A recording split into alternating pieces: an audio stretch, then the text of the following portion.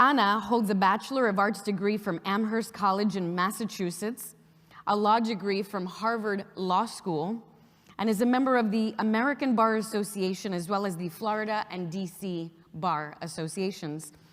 She also holds a certificate in international business management from Georgetown University, a UK solicitor's certificate from Oxford University, and an online certificate in business, international relations, and the political economy from London School of Economics. I would love for all of you to help me welcome Ana Salas Siegel to the virtual stage.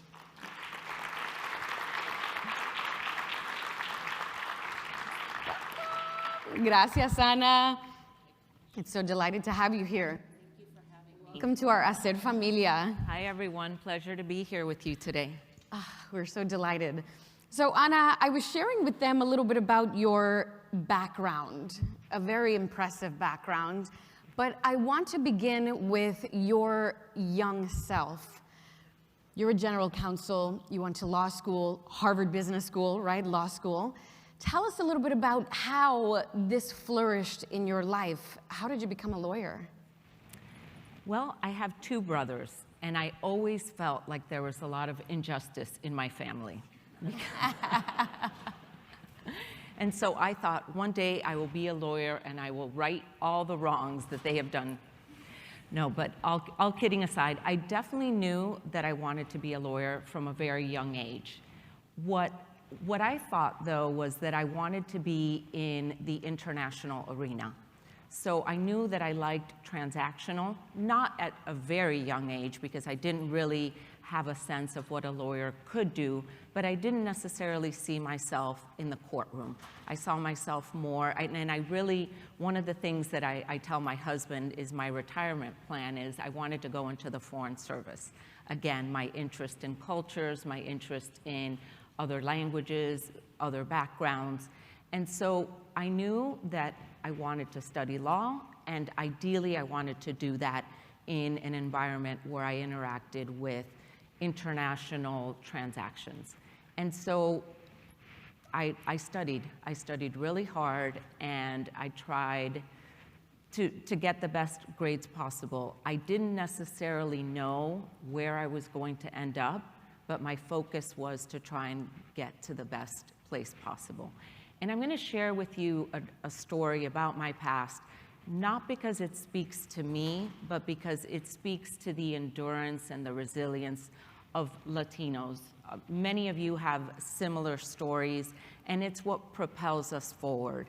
And it is what will propel all of you in the next steps in your careers. And it has to do with the fact that I was in high school, I was in honors programs, and I went to my college advisor and I asked, so where do you suggest that I go to college? And I was told that I should probably go, and this is no knock on this college, it is a wonderful college, that I should probably go to Miami-Dade. And I said, okay, any other places? No, that's probably a great place for you. I was top of my class. I had done very well. I had founded some programs at my school, some community involvement programs, and that was the best that the Anglo advisor could come up with.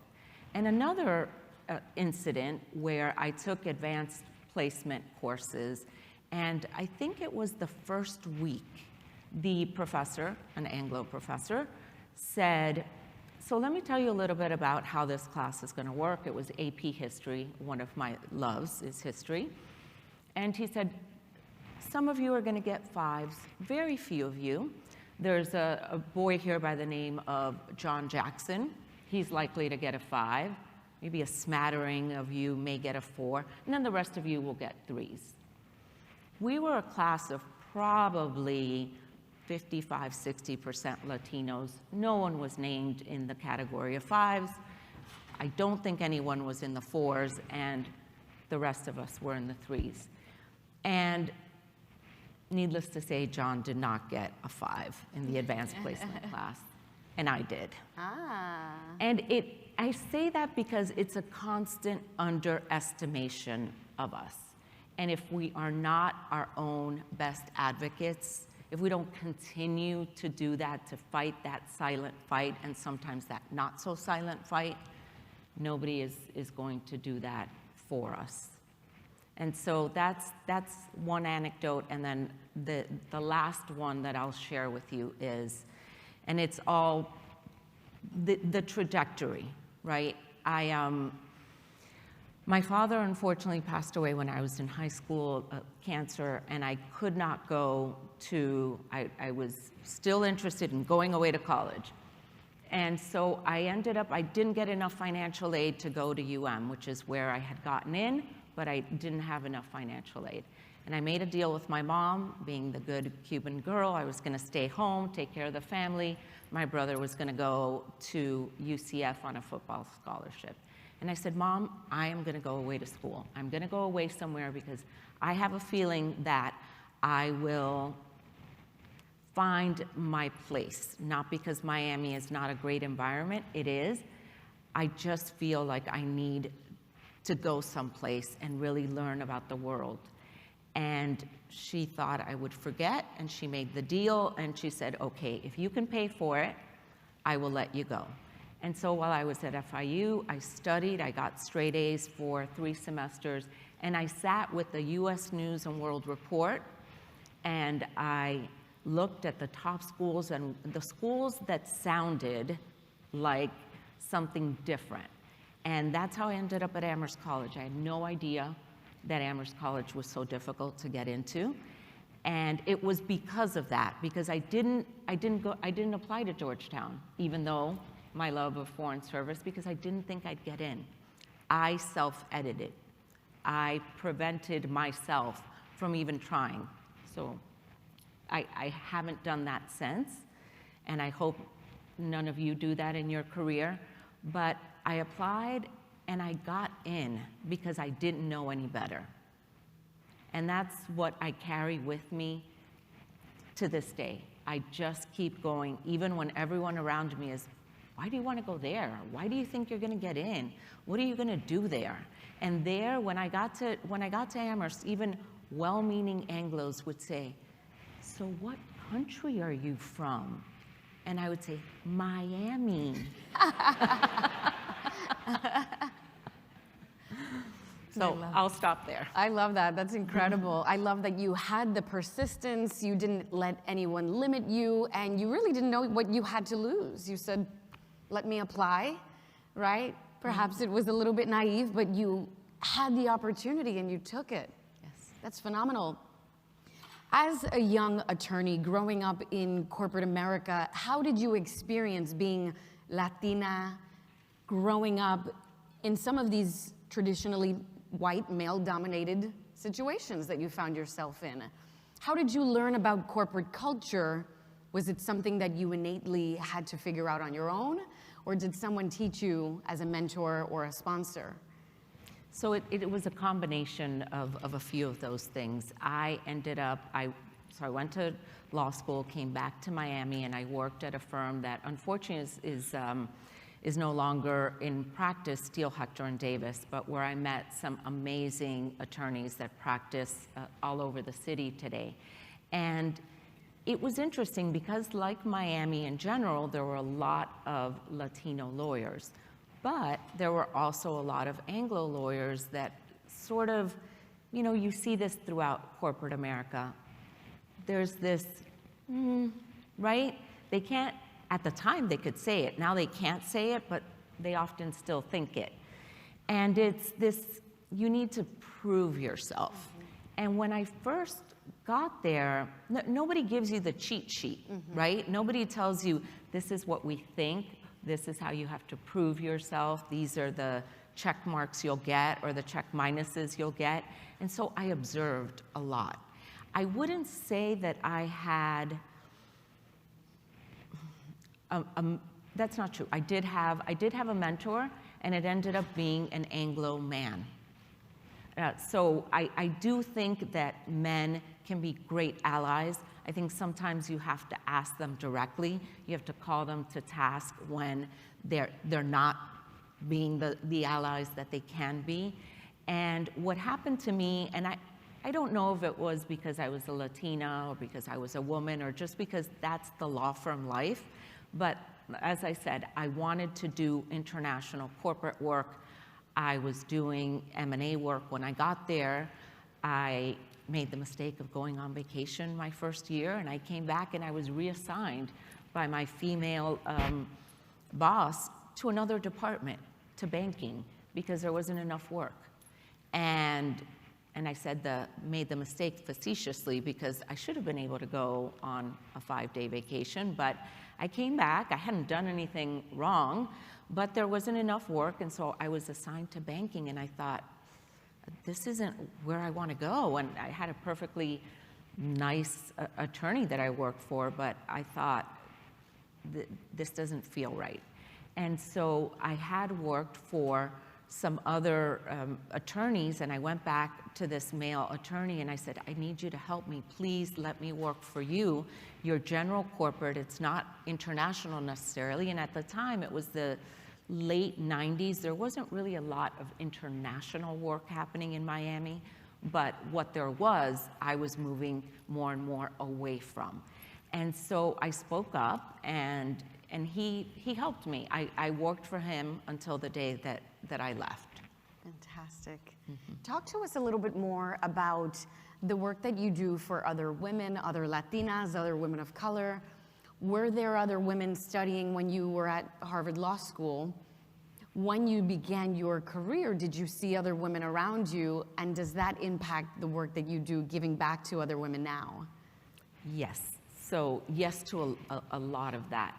I definitely get very involved in women's organizations and women's initiatives because I wish that I had had that when I was going through the process. So I'm involved. I sit on the DEI Council for NBC Universal.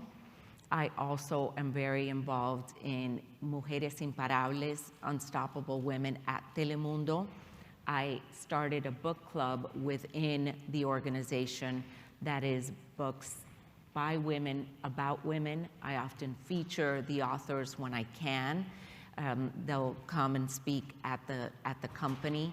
And it is not to the exclusion of men. I've had a lot, as I said, male allies, but I do feel that in many ways women could use the push because we often underestimate ourselves, and whatever I can do to help women, I do. And I speak at events when I'm asked to speak before women, and if not, I speak about women's issues at events like this. And I have to tell you, remember I said I go after what I think is important. I was in law school, and there was one of my best friends to this day.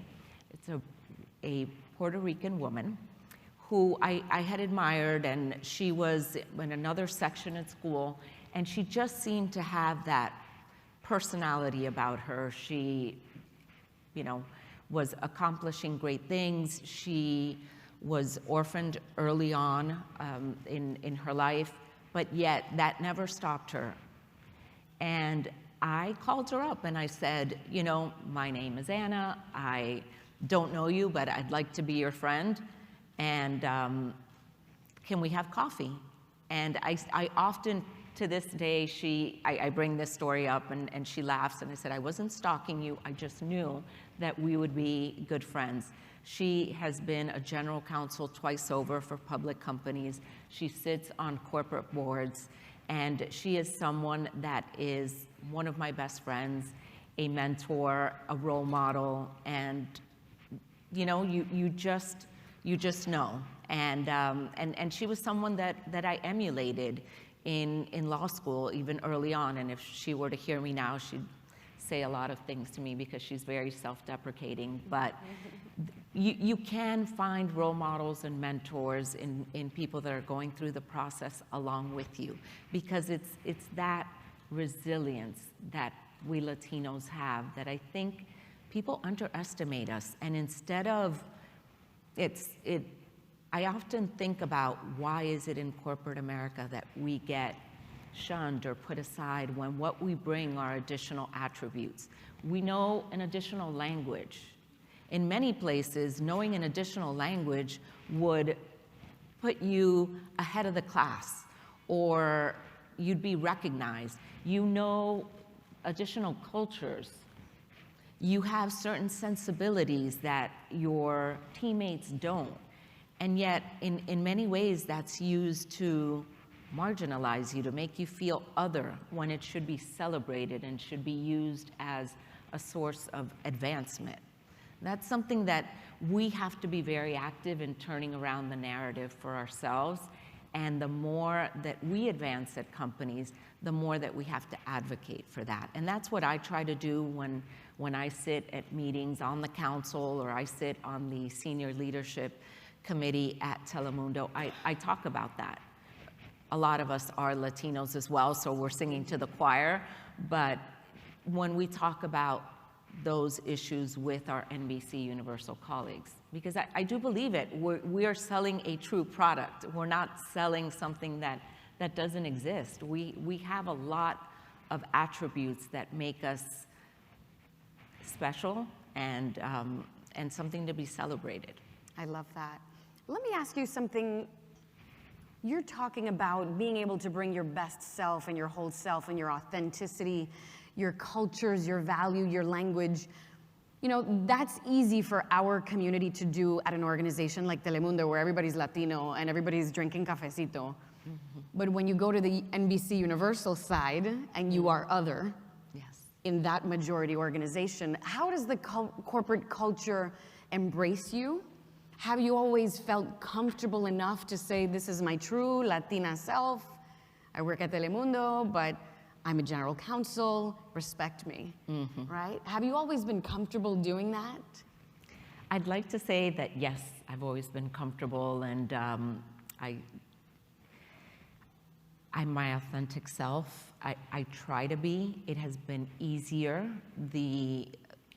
the longer I've been at it, the more comfortable that I am in my own skin with age and honestly with power, right?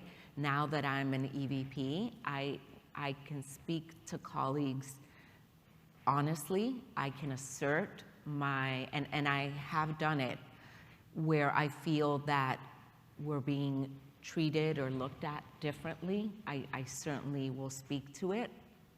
I do recall times where I will wear a colorful dress or a shirt and have someone say, oh, I didn't realize they dress so colorfully at Telemundo.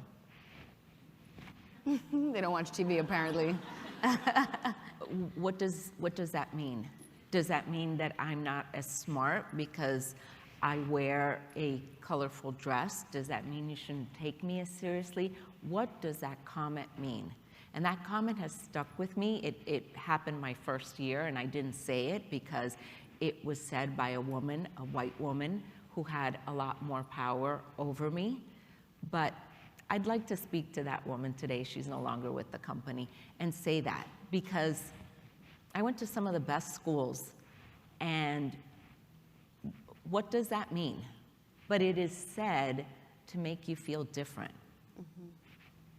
And I do now, when things are said, I do say it in a diplomatic way, because at the end of the day, if you confront it in a way that is not diplomatic, you are still often seen as the troublemaker.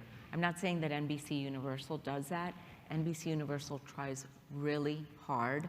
We have this program called Here She Can, which is focused on females, and it is focused on advancing not only women, but women of color. We just recently had a Meet the Moment, and Meet the Moment is an initiative that started as a result of the murder of George Floyd.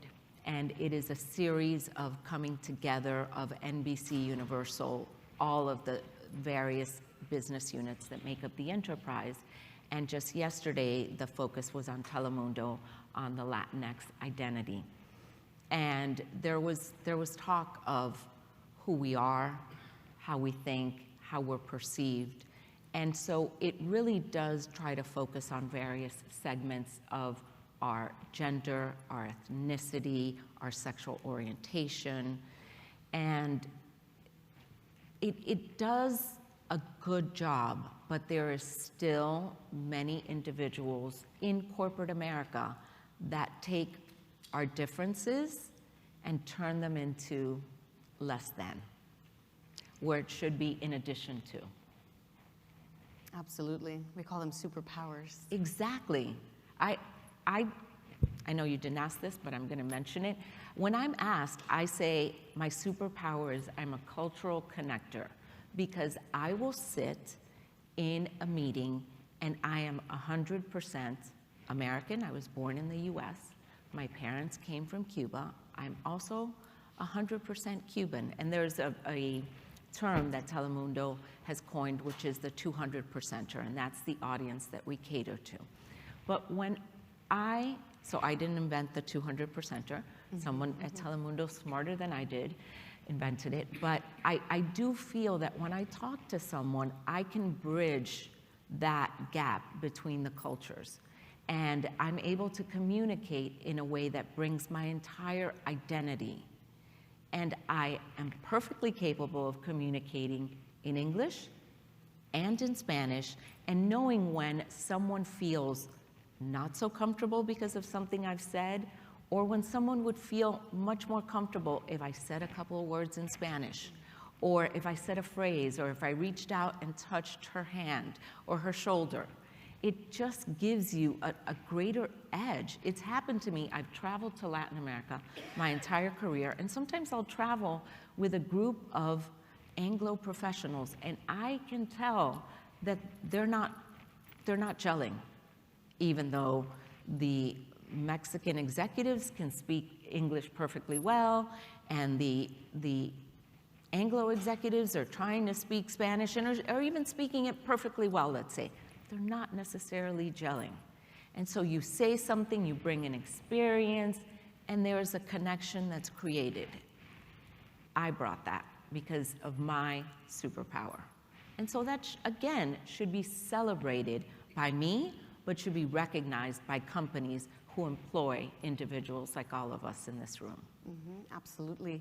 You have what we call emotional intelligence and cultural intelligence, right?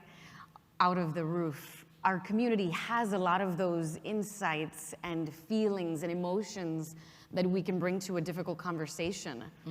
I love that you're aware of that and you're able to bring that to a conversation, especially within NBC Universal. Can you share with us a little bit more about those that have helped you? Have you ever hired an executive coach, a career coach? Have you ever invested in yourself attending a conference just like this one, our Leadership Pipeline program at HACR, to make sure that you are taking responsibility for your advancement and not necessarily depending on your organization saying, great, you're a high-performing individual, we've got this development program for you. But have you ever taken your own initiative to do just that? Yes, absolutely, and I strongly recommend it. I am self-improvement focused and have been from the beginning of my career. And it runs the gamut from hiring an executive coach, because as you move up in corporations, you get less and less feedback. And I will ask, so tell me, no, you did really well this year, but really there's got to be something else, otherwise I'd be running the company. Tell me what else I can improve. And so I will try to get very specific, actionable comments so that I can try to improve. And when I don't, because sometimes you don't advance for many reasons, right? Having oftentimes nothing to do with your abilities, I have hired an executive coach to try to understand me as an individual, me as a professional, and my company, and how I move in that space. I also attend seminars like this, absolutely, and I've done it at all stages of my career. I also strongly encourage you to be very active in the management of your careers. Talk to your bosses, talk to your colleagues. If you have colleagues that you feel have your best interest at heart, ask them, what would you say are the top 3 things that you think I do right? Or what do you think are my blind spots? Because you don't, by definition, see those blind spots. But someone else can say, you know what, sometimes you lose your temper, or you use like a lot, or you play with your hair. Whatever it is, someone else can call you out on it in a way that you asked for it, right? So, and say, I'll do the same for you. And it's really a safe space, and it will help all of us. And ask your boss often, come into their office and ask for that conversation, because it is key. I read books on professional development. I listen to podcasts as well. And what I also read a lot of, sometimes I don't read, I don't have time anymore to read like entire books, but the Harvard Business School, those they're not snippets, but they're articles that come in books. Those are great. I read those a lot. I'll pick them up at the airport and I'll read through them on flights. I think those are wonderful. Anytime that you can it's like doing quick workouts, right? For yourself, for your career. I couldn't encourage you more to do that at every stage of your career. You know, I love that you mentioned feedback. It's not something that's naturally embedded in our communication and activity within corporate culture. I know that for a fact when someone says, hey, Jai, you did such a great job on that webinar. Can I give you some feedback? I immediately break down. I'm like, oh my goodness, what did I do wrong? And I think there's a challenge that when someone gives you feedback, we think that that impacts who we are as a person, when they're really just giving you feedback on your work, on that presentation, on what was on the slide, how you delivered it, not who you are as a person. Mm-hmm. Have you ever received negative feedback before? How do you handle conversations and situations like that? And do you give it quite often to younger women or men that work with you? So understand that feedback, as difficult as it is to receive, is a gift. Because oftentimes, if they don't care about you as a professional, they wouldn't give you the feedback. There are times when feedback is difficult, especially if it's feedback that you know the person might have difficulty receiving. Sometimes you say, oh, I have so many things on my plate today, or I've already had a bad day. I don't want to deal with the emotional response of my feedback. And so you don't do it. Except if you do it, you care about that individual as an individual, and you care about that individual's advancement. So take it as a gift. Whether it's meant as a gift or not, take it as a gift. So to answer your question, yes, I have received negative feedback, absolutely. And earlier in my career, because as I said, I don't get as much. And I actually wish that I did now more, because you can't be doing everything right. You just can't. And I often say to my team, tell me, I promise you'll have no negative repercussions. And they're like, yeah, right, we're not going there. We're not telling you anything. But so you have to, when you receive that feedback, let's just call it feedback, but assume it's negative. You have to think, where is it coming from? Is it coming from a negative place? Is that person delivering that feedback because it's a projection of themselves, of where they're at, they're having a bad day? Or is it true? Even if it's from a bad place, listen to it and try as much as possible not to react emotionally. Because as women, there is already the expectation that we are overly emotional. And so if you react that way, you're already doing a disservice to yourself, because the reaction by that person is going to be, well, I tried to talk to her, but she was overly emotional.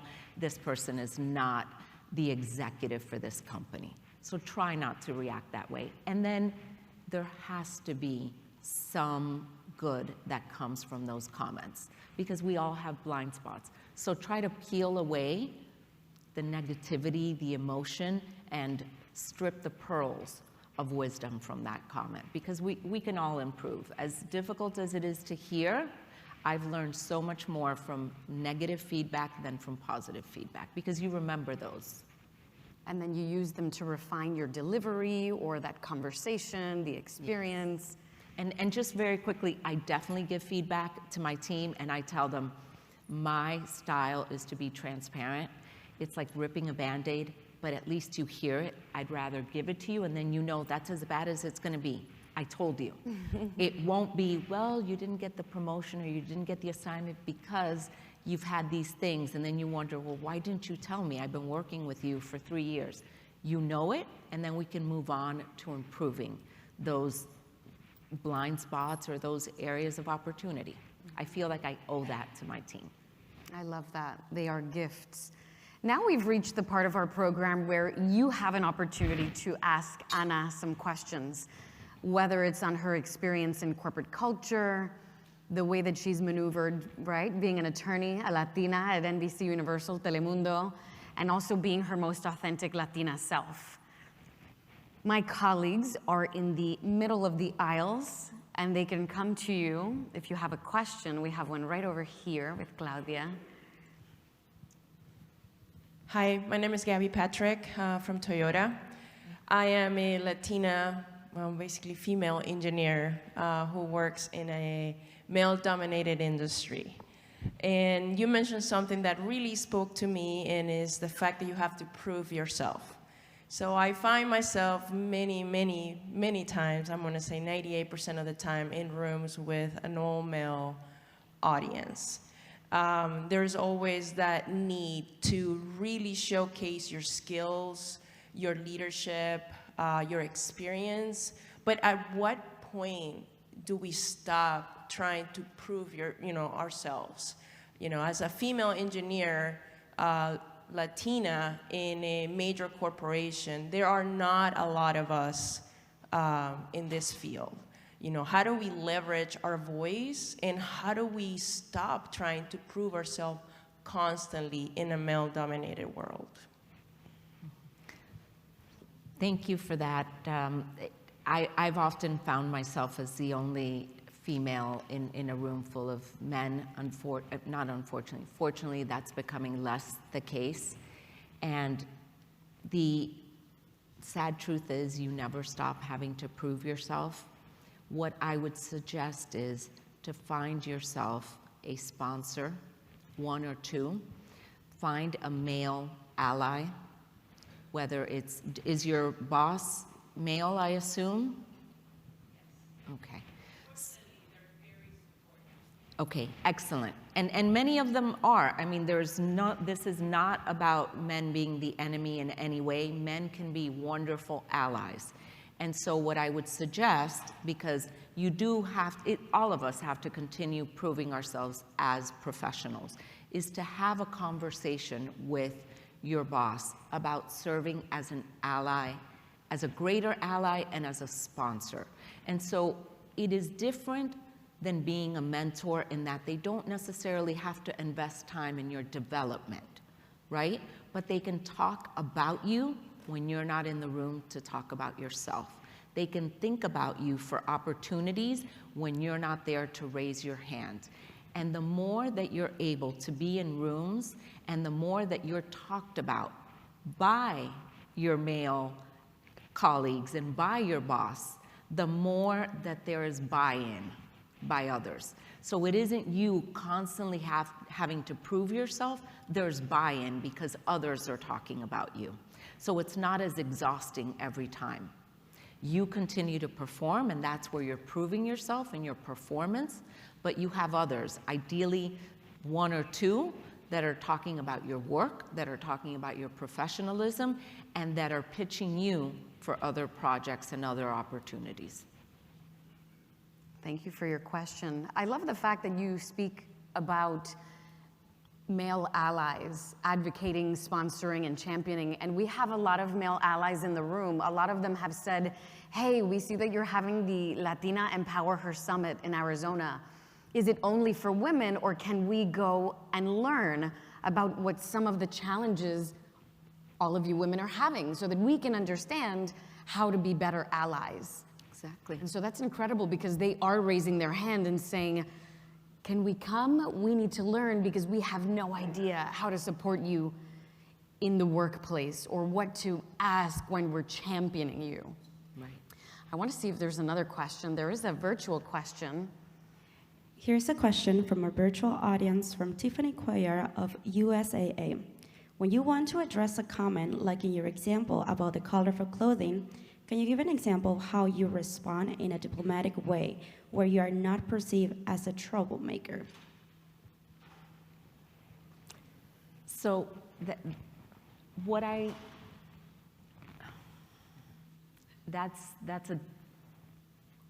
is a tricky one, because what I would do is put the question, you can either ignore it and you haven't addressed the reasoning for the comment, but you could say something like, oh, thank you. Do you not wear colorful blouses in New York? Is this, you know, I would throw it back at, oh, yes, we like color here in Miami. Do you not wear color in New York? As if it were a very natural thing, and it makes it about them and their perception. Or if it's that one, that's how I would answer it. But if it's something like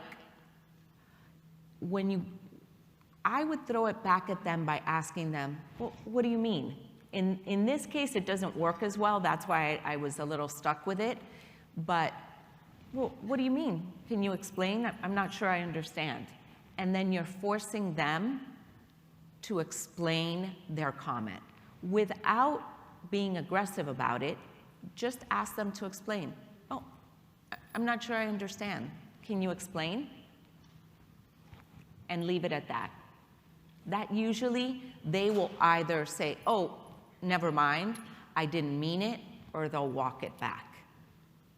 Putting them on the spot at least helps them think about the impact that comment had, or helps them try to address it. Thank you for that question from our virtual audience. I believe we have someone in person. Yes. Hi, Anna. Thank you so much for sharing your journey with us. My name is Isabella Malabet from PepsiCo, and my question's surrounding feedback. So yesterday, one of our wonderful speakers talked about some feedback that he received as a Latino, that he moves his hands around a lot from his boss. And so he walked around kind of like a robot for 6 months, and then later on, he was told that, you know, why are you acting this way? We like the way that you act. So what are some tips and tricks that you can use to understand when somebody's providing feedback to you, if it's just their opinion or if it is constructive feedback that's going to help you and further your career? Well, thank you for that question. It's something that you learn over time, and it has to do with feeling comfortable in your own skin. And I, too, talk with my hands. I'm trying now not to do it as much. It's a matter of knowing your audience. It's a matter of a combination of knowing your audience, but being authentic. One thing that I've learned in my career is be authentic. Authenticity at the end of the day is what's going to gain you the trust of your colleagues, of your boss, and in an environment like this, of your audience. However, if you are in front of an audience not like this one, but very different, where you can see that people are looking at your hands and not looking at your eyes because they're distracted by your hands, then you need to be flexible in how you interact with others. It's a matter of making the other person feel more comfortable. it's just a matter of manners at that point, right? But when you want to feel authentic every day, so that if you're in a meeting and there's people that are looking at your hands and you don't want to detract from the substance of the meeting, then yes, try not to talk as much with your hands. If this is your coworkers and you feel like, I don't want to not be authentic in my workplace, then it's a matter of communicating too with those around you and say, look, this is how I communicate. Does it make you feel uncomfortable?